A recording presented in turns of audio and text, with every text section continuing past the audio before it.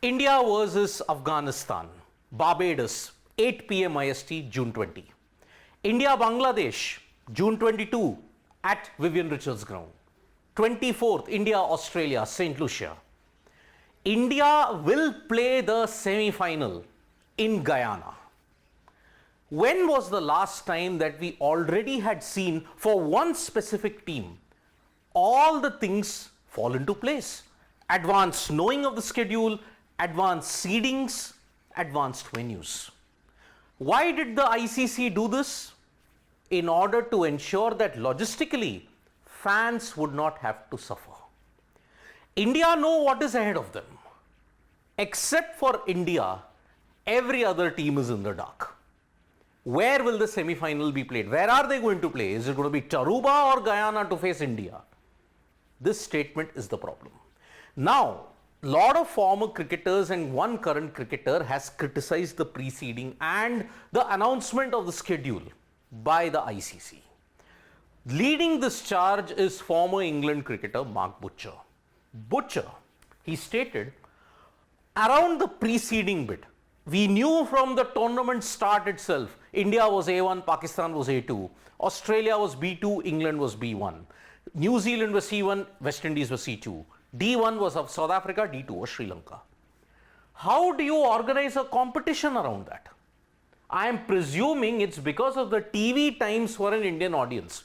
Okay, agreed. The scheduling that has to happen in the West Indies is related to the Indian audience. 8 p.m. is an ideal time. One team knows exactly why should everything go to plan. This is the issue. One team has known exactly what is the plan, where all you should go, how you should prepare. It's been given to them on a platter. It will be playing its SF on a particular day at a specific venue. Massive problem. Why couldn't India play at Taruba? Why they have to play at Guyana at 8 p.m. and it was given to them much earlier? Now, isn't that a problem? Carrying on from that, everybody in the opposite group has no idea which venue they are going to play the semi-final in. You shouldn't have any clue of which venue you are going to be playing in. Why couldn't the ICC have given this mystery element? You are already organizing so many ICC events in the space of 1 year. Suddenly now you want to announce the venue and dilute even that mystery also. Well done. In order to accommodate the Indian fan, we are just bending over backwards. Everybody will argue for the sake that now, okay, logistically it had to happen. Indian fans, they are the ultimate money makers in this game. So you have to do that. That is the argument that everyone's going to go into, because you won't hear anything from the broadcasters because they are working for the ICC. It's not allowed, it's banned. Criticism, what criticism? If you are working in the ICC, the tournament scheduling, the tournament logistics, there is absolutely no mention of it. It's concurrent with all the sports that has been played. Whoever organizes it, some nations might want to blank out criticism of any kind. India, because it's related to India, because it's related to the ICC, blanket ban on any kind of criticism. Mark Butcher isn't the only one who's doing this. It's also Mark Boucher, the former South Africa keeper. He has said that this accommodation has come into view for one simple reason.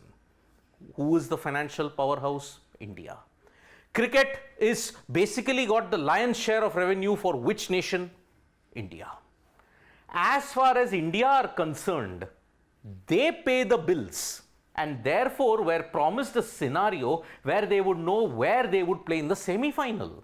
Look, organizing the Super 8s and telling it in advance, that's no problem. But why did the ICC have to go 2 steps further and bend over backward to tell them India will be playing their semi-final in Guyana, already preordained? Why? Just because for 11 years you haven't won anything and you are desperate for India to win something. That might be the situation. Even Mitchell Starc is not a fan of the preceding. I think there's a question to be asked about preceding. I'm not sure I am a fan of that. He's not a fan of the preceding, and I can understand why is it. How could a team that finished on top of the group be dubbed B2, but the team that finished bottom be dubbed B1? rigidity and flexibility of the whole thing is the lack of flexibility is the thing that is plaguing this ICC T20 World Cup. And so, what do you think? Is the criticism of the preceding warranted? For me, personally, in my honest opinion, this preceding and the announcement of the semi-final much before where India is going to play, it's just not on. ICC will have to bend over backwards many times to ensure this kind of situation happens. But as far as the preceding is concerned, it lacks logic, it lacks any kind of coherence, and strictly, it lacks common sense. Thank you so much, folks, for joining us for this video. Subscribe to Sports Today for all the latest news and analysis. Bye-bye.